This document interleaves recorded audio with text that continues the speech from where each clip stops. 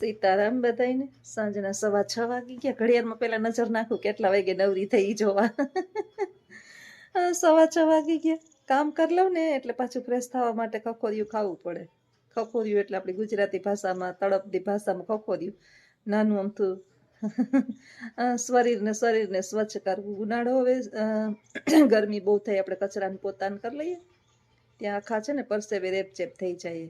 બહારનો માહોલ હોય ને, ગીચવાળા વિસ્તારમાં રહીએ એટલે મકાનમાં એવા ગીચવાળો વિસ્તાર કે હવા બહુ ઓછી આવતી હોય, ગરમી બહુ થાય. નવરા બેઠા હોય એટલે કંઈક ને કંઈક વિચાર આવે. કાલે રામાયણ ને મહાભારતને ઉખેરીને બેઠી હતી. આજે છે કંઈક એવો વિચાર આવ્યો કે તમે છે ને ભણો ને, એની અંદર આર્ટ્સ રાખીને જો ભણતા હોય ને, વધારે ભણેલા હોય તો એને બધી ખબર હોય. કમેન્ટ કરજો મને જો તમે આ ભણ્યા હોય આવું તો. એક સાયકોલોજી વિષય આવે, એને ગુજરાતીની અંદર આપણી ભાષામાં મનોવિજ્ઞાન કહેવાય. મનનું વિજ્ઞાન. હવે સારા સારા ડોક્ટરો, નિષ્ણાંતો, અધિકારીઓ, પોલીસો, મોટા મોટા જેને આપણે કહીએ ને જ્ઞાનીઓ ટૂંકા પડે ને, ત્યારે આવા લોકોની મદદ લેવાતી હોય છે, મનોચિકિત્સકોની. મનનું જે સમાધાન કરે એને આપણે જોઈએ ક્રાઇમ પેટ્રોલના એપિસોડ આવે ને, એની અંદર આવા મનોચિકિત્સકોને બોલાવવામાં આવે કે જેની માનસિક સ્થિતિ બરાબર ના હોય, એના જીવન વિશે જાણવું હોય તો કઈ રીતે જાણી શકવું, આ મનોચિકિત્સકનું કામ છે. આ તમે આર્ટ્સ રાખી અને 11th આવો, 11માં ભણો ને એટલે એક વિષય આવે, 12માં આવે, પછી કોલેજમાં તમે સ્પેશિયલ વિષય સાથે ભણો તો બધા, નહીતર એક વિષય સાથે મેં રાખ્યા હતા એટલે હું એની સાથે ભણી હતી. એક વિષય સાથે આવતો. ભણવાની મજા આવે, બહુ મજા આવે ભણવાની. મનનું વિજ્ઞાન. આપણે તો અત્યારે સોશિયલ મીડિયાની અંદર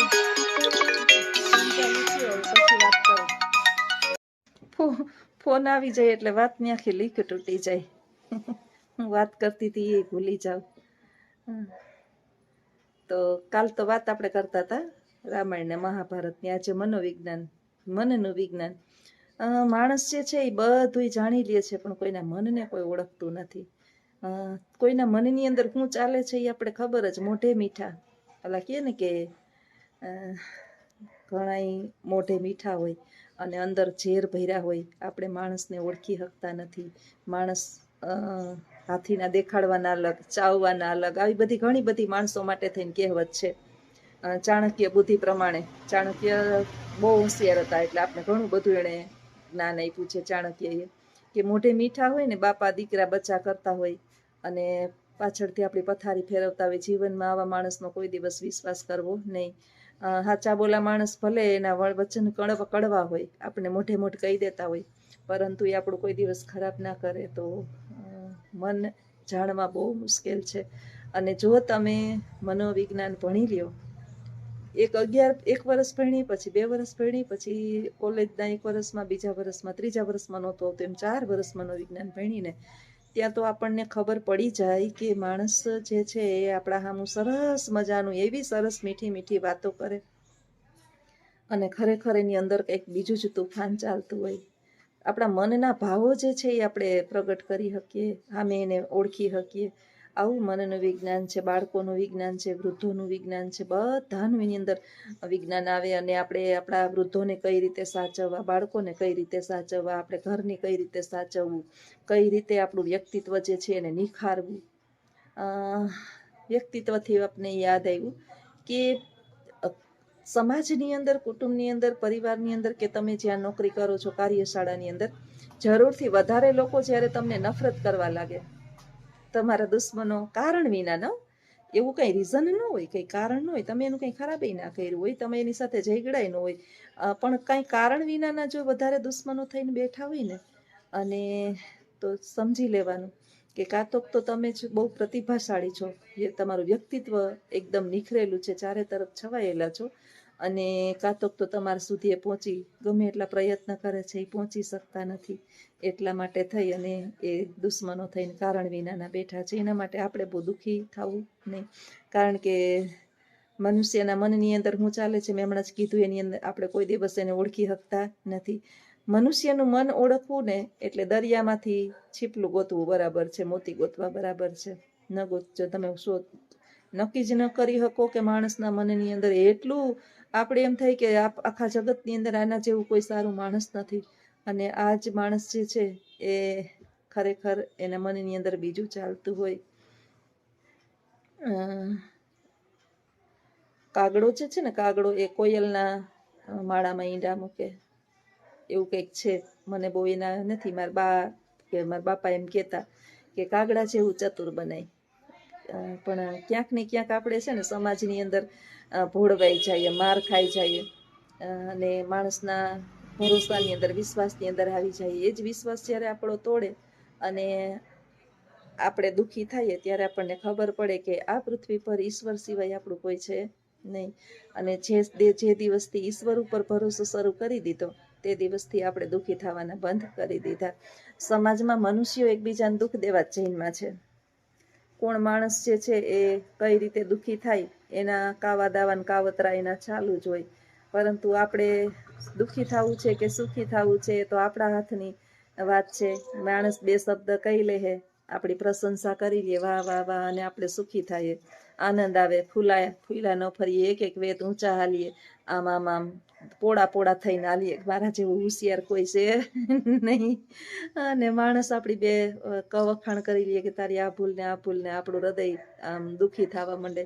તો એનો અર્થ તો એવો થયો ને કે આપણી ચાવી જે છે એ એના હાથમાં છે. આપણી સુખ અને દુઃખની ચાવી આપણે બીજાને સોંપી દીધી છે. એટલા કઠોર દિલ અને પથ્થર દિલ બની જવાય જગતની અંદર. જો એક મારી લેવી ના લેવી તમારી ઈચ્છાની વાત છે, એડવાઇસ છે. એટલું કઠોર દિલ બની જવાય કે માણસના કોઈ પણ વાક્યની આપણા હૃદય ઉપર કોઈ પણ પ્રકારની અસર ન થાય. એ પછી આપણી નિંદા કરે તોય ન થાય અને આપણા વખાણ કરે તોય ન થાય. આપણને ખબર છે આપણે શું કરીએ છીએ, આપણે સાચા છીએ કે ખોટા છે, એના સર્ટિફિકેટ આપણે સમાજને દેવાની જરૂર નથી. ભારત દેશ સ્વતંત્ર છે, આપણે સ્વતંત્ર ભારતના નાગરિક છીએ અને ઈશ્વરના મોકલેલા આપણે છીએ. એટલે આ પૃથ્વી પર બધાયનો સમાન અધિકાર છે, અને અધિકારને ફરજો આપણી જે આવે આપણા સંતાનો પ્રત્યે, આપણા પરિવાર પ્રત્યે. મારી ફરજ આવતી હતી મારા સંતાનોને એના લક્ષ્ય સુધી પહોંચાડી દેવાની. હવે એ ફરજ જે છે એ મેં પૂર્ણ કરી દીધી. હવે એને પાંખો આવી ગઈ એટલે કામે ચડી ગયા. એમાં મારા પતિ પત્નીની ફરજ છે કે જીવનભર એકબીજા આપણે જે છે એકબીજાના સુખ દુઃખને આપણે સમજીએ. એનું દુઃખ હોય એ આપણું દુઃખ, અને આપણું દુઃખ હોય એનું દુઃખ. આમને આમ જીવન પસાર થઈ જાય. આનાથી વિશેષ ત્રીજું ચોથું માણસ જે છે એ આપણી જિંદગીની અંદર પતેડી ધમવા આવે તો આપણે ન દઈએ પતેડી ધમવા. આપણા ખુશીની અંદર, આપણી જિંદગીની અંદર, અથવા તો આપણું જે જીવન છે એની અંદર દખલગીરી આપવાની આપણે કોઈને રાઈટ જ ન આપીએ તો આપણે દુઃખી ઓછા થઈએ. પણ આ તો બધી બાજુ બે હાથમાં લાડવા રાખવા કે બધે સાચવવું હોય અને પાછું કોઈનું સહન ના થતું હોય. તો મને આ કમેન્ટના હું ઘણી વાર જવાબ આપતી હોય.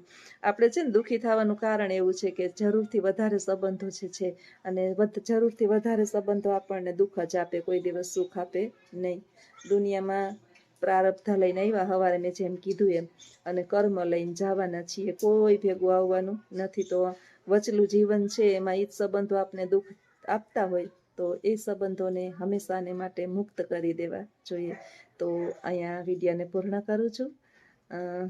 વિડીયો સારા લાગતા હોય, વિચારો સારા લાગતા હોય, કોઈના ઉપર મારા વિચારો થોપતી નથી. જેને પણ યોગ્ય લાગે એ સાંભળે, ન યોગ્ય લાગે તો કંઈ વાંધો નહીં. પણ આપણે સ્વતંત્ર છીએ એટલે કોઈના વિચારો લેવા ન લેવા એ આપણી ઈચ્છાની વાત છે. તો સારા લાગે તો જોજો, કમેન્ટ કરજો. આવજો. સીતારામ.